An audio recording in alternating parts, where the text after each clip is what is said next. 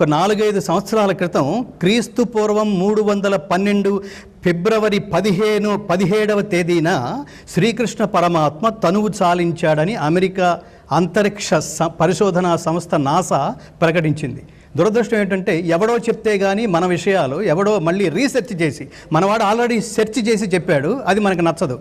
దీన్నే మళ్ళీ ఇంకొకసారి ఆధునిక సైంటిస్టులు, ఆధునిక శాస్త్రజ్ఞులు మళ్ళీ దాన్ని రీసెర్చ్ పేరుతో మళ్ళీ అదే పని చేసి మనకు కన్ఫర్మ్ చేస్తే అవునురా నిజమేరా అని చప్పట్లు కొట్టే పరిస్థితిలో మనం ఉండటం ఎంత దురదృష్టకరం.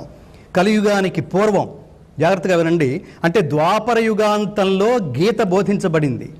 కలియుగం ప్రారంభమై భారతదేశానికి స్వాతంత్రం వచ్చే నాటికి, అంటే 1947వ సంవత్సరం నాటికి 5048 సంవత్సరాలైంది. అంటే సరిగ్గా ఈ సంవత్సరానికి 2021వ సంవత్సరానికి 5122 సంవత్సరాలైంది. ఎంత సనాతనమో ఆలోచన.